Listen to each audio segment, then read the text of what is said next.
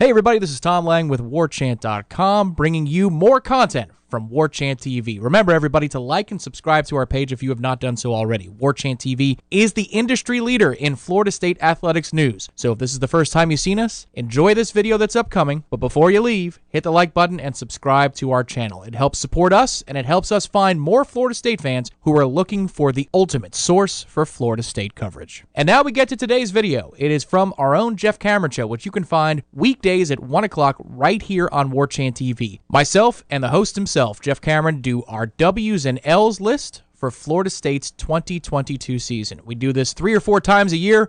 When the schedule comes out as the first crack at it, we look at Florida State's schedule for the 2022 season, line by line, game by game, and give our wins and losses prediction. It's a fun exercise, and we hope you enjoy it. Here's Jeff.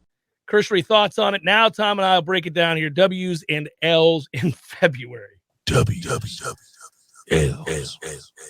Wins. All right. How you doing? Losses. Damn it! We lost. We fucking super lost, man. Where do we triumph? Where doth thou fall? Never really gets old. I could listen to that time and again. All right, so 1-0 with the big win over Duquesne. Now let's take it to New Orleans, which I would admittedly prefer be Baton Rouge, but alas, it's not, and I love New Orleans. And because my boy Tom has never been to New Orleans, we're going to have ourselves a time, Tommy. They tell me I'm going to experience smells that I won't like very much, but I will appreciate the music. Well, you'll appreciate the music, you'll appreciate the food, you'll appreciate the culture, you'll appreciate getting bombed on Bourbon Street and then gambling. Oh, what a night. Yeah, we'll go live on Warchant TV for that one. Woohoo! But do we experience a win? If it ain't the Alabama Slammer. So, do we get a win over the newly donned Southern King? Am I going first? Sure. Yes, we do. Woo! We pick up that win. That's their first game under Brian Kelly. They got a lot of moving parts. We've got fewer moving parts. And, yeah, I think it's going to be ugly, but we'll win it. 2-0. I sure hope you're right. I am holding out hope that is exactly the case. I have waffled on this one. I really have spent some time here. Waffly McWafferson. I have been Waffly McWafferson, and I've been frustrated by it. I'm still waffling as it stares me in the face during W's and L's. I'm going to go with that's a loss for Florida State. That's a loss for Florida State. So I'm going to write T. Lizzie over here. You got 2-0. I wrote down King JC has us 1-1. All right, now here we go. We go to the bye week. We're going to put your cartoon head on the baby's head for New Orleans. Keep the theme going for King JC. Saturday, September the 10th will be a leisurely Saturday, one filled with contemplation and football viewing with no stress. I like it. Yeah. Then we're on the road on a Friday night, September the 16th at Louisville. And I dare say it's about time that if this program is going to have the kind of season that it needs to have, that they go get them a win against Louisville. It was the second half of this game where I contend you saw the catalyst for change for Florida State. Others disagree. They think Louisville just let off the gas. But I disagree with those that disagree. I think we saw a catalyst for change in the second half. Florida State facing year 16 starting quarterback. Malik Cunningham III. Malik Cunningham has been there for as long as Carlos Huerta was kicking field goals for Miami. I'll say it's a 3-point win on the road, a last-second field goal. The Noles get it done. I love where this game is on the schedule. After the bye, gives you an extra day of preparation for your next game. It's why I took it. Yeah. Oh, yeah. The momentum is true. The Noles are 3-0. Oh, look at Tom Lang. You're good. We are now 23rd in the country. We're back in the polls. I've got us 2-1. You've got us 3-0. Come back the following week. Another very good quarterback. Another well-coached team. Another game that if you're Florida State hearkening back to yesteryear and showing any sign, any semblance of hope that you're getting closer and closer to those teams, you beat Boston College. Come on. you beat Boston College. I got the Noles winning that game. I'll tell you what, I got the Noles winning that game kind of comfortably, Tom. Hey, big win for the Noles. Would have been a comfortable win last year if it wasn't for the officials trying to get involved in Sweet that Jesus. and successfully getting involved in that game. Yeah. I agree. Noles are now number 21 in the country, Boy, 4-0. Folks in Tallahassee are talking about a national title. The next week, Wake Forest. We got the benefit of some of the most ridiculous calls we saw all season, and that's saying something. Boston College, the only other real competitor for most ridiculous. Wake's well coached, and they have a quarterback who's also been there for 47 years and very, very talented, and he'll be back again, and he's very, very good. Florida State gets the win against Wake Forest, baby. There you go. There you go. It's a big win for the Noles. I just can't pick us to be 5-0. I'm sorry. So the reason it's a loss is because the defense, especially that defensive line, this is where it hurts. Wake Forest can get in a mode where they go score for score with you. That's what happens in this game. It's a thriller, but it's a downer. Yep. All right, you and I have the Noles at 4-1 through the first 5. All right, still feeling froggy. Better lace them up on the road at NC State.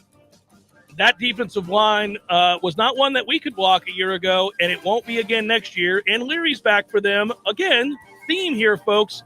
Quarterbacks that are good, that have been at the same place forever and a day running those offenses. Holds true again here. The Noles fall on the road to NC State, especially if it's the weekend in which the fair is in town. There's no doubt. It's going to have to be. It's also going to be a night kick. 4-1 Noles on the road in the ACC. Oh, my goodness. ESPN, where do I sign up? That's what they say. 7 p.m. kick. We lose, sadly. 4-2 as we move on to host Clemson. And unfortunately, another team on the slate that we can't block. And I have a rule of thumb.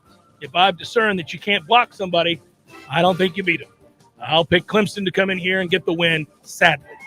A dysfunctional mess of a Clemson program will hop on that plane down to Tallahassee, and those charter buses will roll into the stadium, wondering where the good coaches have gone in their program. Will Shipley's a nice player, and he'll go for $150 all-purpose. Clemson loses to Florida State. Tommy! What a bounce back after 2 straight losses. Big win. All right, so I've got us 4-3. You are 5-2. We go to the bye week. We lick our wounds. Then we come back. We beat Georgia Tech's ass. Game's not even close, not even competitive. In the interest of the 90 seconds we have, good win. Well, we're not going to cheat. We're saving the remaining games on the schedule, including on the road to the other side. That's how we roll. I'm not cheating our people out of W's and L's. Now, we go on the road at Miami.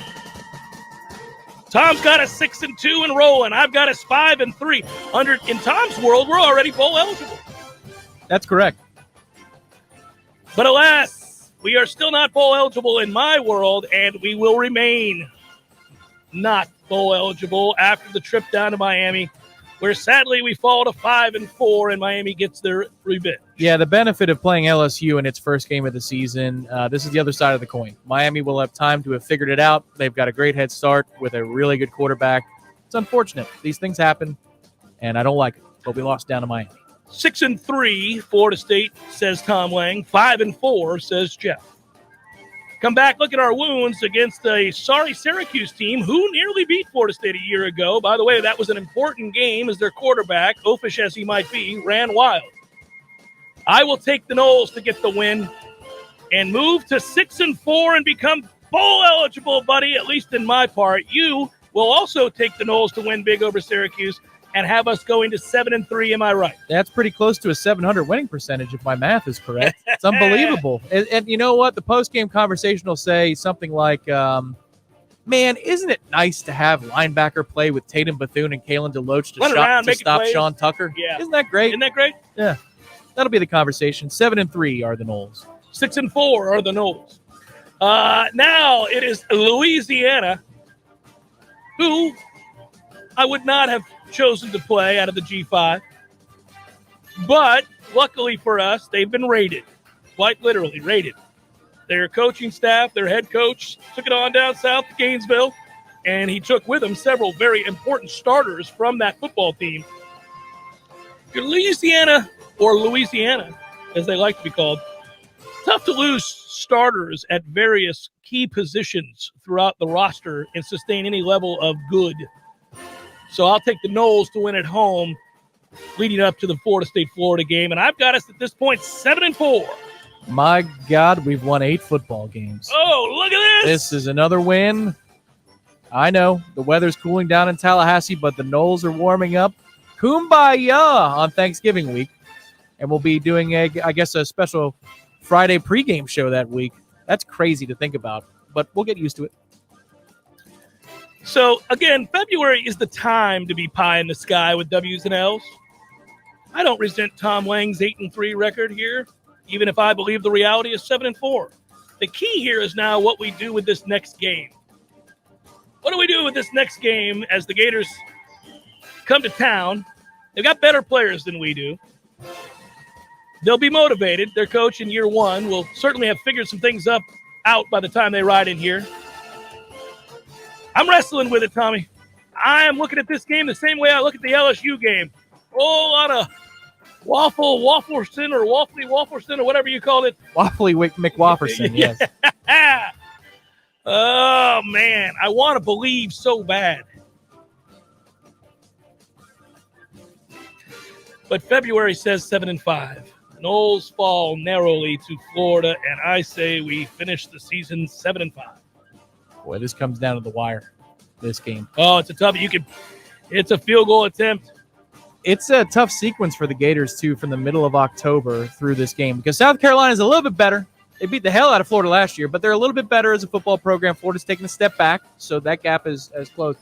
From the 15th of October through our game, they play LSU, Georgia, at Texas A&M, South Carolina, Vandy for a tune-up, followed by us. I think Florida's a little beleaguered.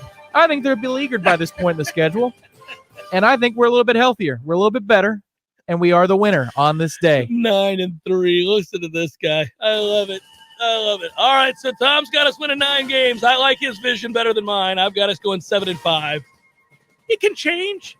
Lots of W's and L's throughout the summer months and the spring and everything else. Post-spring game one. That's the real big one. That's the big one. That's well, the biggest one is the one we do in August. But the post-spring one is a much clearer vision. Well, I was going to say that after the one in the spring. The real one is you always kick that can down the road. Yeah. That'll be the real one. Okay. There it is. W's and L's. I had 7-5. Tom had 9-3. Thanks for watching this video from Warchant TV, and remember, we've got the best coverage of Florida State sports in the business. Like this video, subscribe to our channel, and be sure to tune in for other great events, like Michael Langston's recruiting chats, Wake Up Warchant with Aslan Hajavandi and Corey Clark, and of course, daily content right here at 1 p.m. with Jeff Cameron Show Monday, Wednesday through Friday, and Seminole Headlines on Tuesdays right here again at 1 o'clock. Thanks for watching. We'll talk to you next time on Warchant TV.